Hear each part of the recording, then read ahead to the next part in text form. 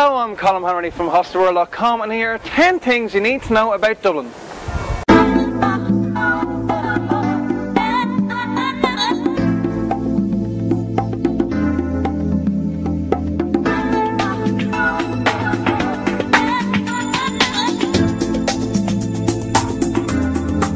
The Irish capital is a young, friendly and extremely compact city, so you can see loads and have an awful lot of fun in a short space of time.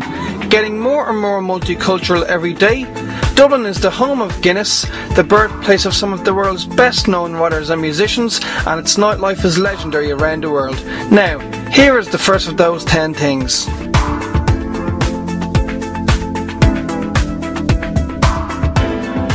The river that divides Dublin into the north and south sides is the River Liffey. There are many bridges which cross the River Liffey, the best known being the Hafley Bridge and this bridge here, O'Connell Bridge, which is longer in width than it is in length.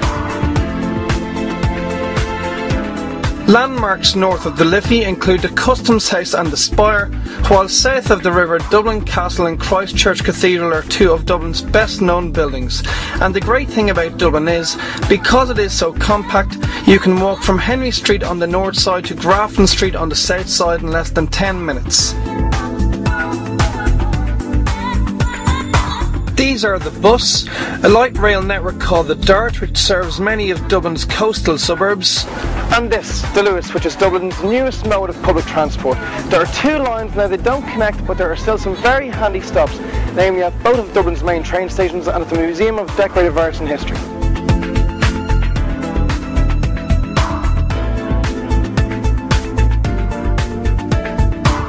Rome has the Colosseum, Paris has the Eiffel Tower, and Dublin has the factory where one of its most famous exports, Guinness, is brewed.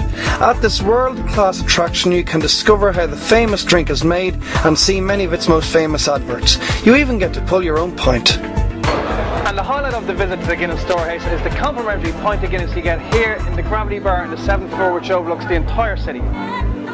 Sláinte.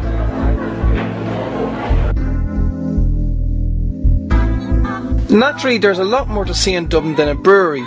Other attractions well worth visiting include Dublin Castle and Christchurch Cathedral, which I mentioned earlier, while if you're looking for somewhere to chill out for a few hours, check out one of the city's parks like St Stephen's Green at the top of Grafton Street or the Phoenix Park, the largest urban park in Europe.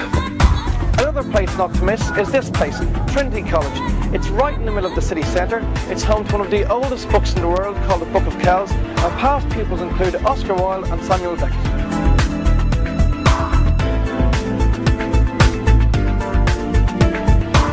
If you're broke but you're still looking for something to do, it's good to know that all of Dublin's national museums and galleries are free, like this one, the National Museum of Archaeology and History on Kildare Street, which has artefacts from prehistoric Ireland, ancient Egypt and more. Others include the National Museum of Decorative Arts and History in Collins Barracks and the National Gallery on Merrion Square, which is Ireland's premier art gallery.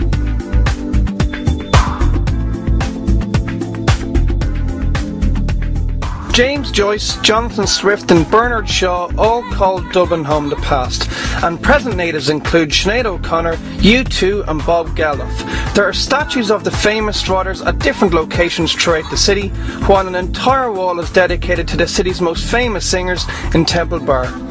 For a more detailed insight into some of Dublin's most famous writers, visit the Dublin Writers Museum here in Parnell Square on the north side of the city. Among other things, you can see James Joyce's piano and the first edition of Dracula by Bram Stoker, another Dublin native.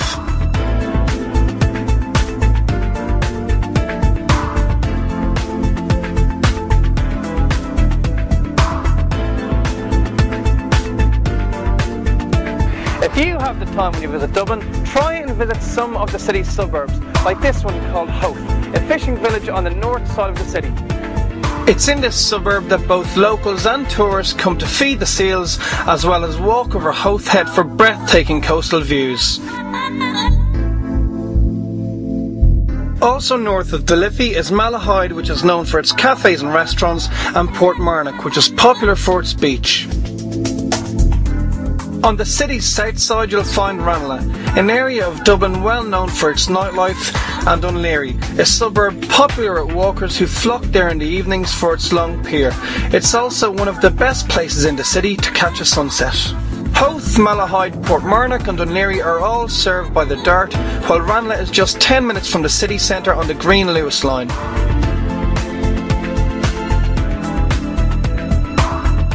As you would expect from a capital city, Dublin is great for shopping. Henry Street is the main street north of the river, while on the south side Grafton Street is where you'll find well-known stores, along with more local ones not so familiar. There are also lots of shopping centres, like the Stephen's Green Shopping Centre at the top of Grafton Street. Now while Temple Bar is best known for its bars and restaurants, it's also one of the best places in the city to pick up a bargain. Shops like Sharpsville and Flip, both on Fowne Street, have both new and second-hand clothes, while Wild Child on Crow Street has a great selection of vintage clothing.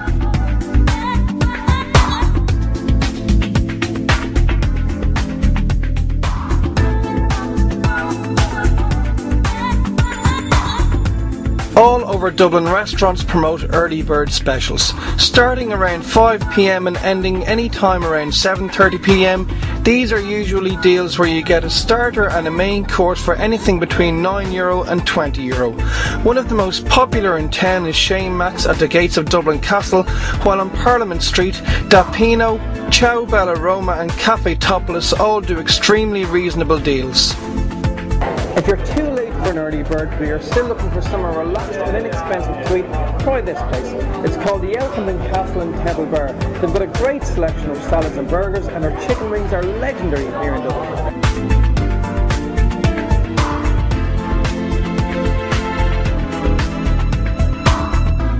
There is no doubt that any trip to Dublin should include a night out in the famous Temple Bar, as it is packed with good bars and there's always something going on in Dublin's tourist quarter.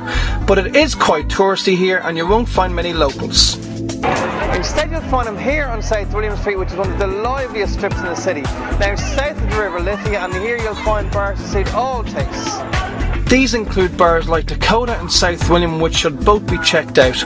Other strips include Bagot Street, where you will find O'Donoghue's, which is an extremely famous pub, and Camden Street, which has more alternative bars like Anseo and Sullis. And if you're looking for a traditional Irish bar with lots of character that isn't on the tourist trail, drop into Keogh's on South Ann Street, which dates back to 1803. So there you have 10 things you need to know about Dublin. Hopefully it will make your trip to Dublin that little bit more enjoyable. Don't forget, if you are planning a trip here, to log on to www.hostelworld.com for the biggest and best selection of hostels in Dublin.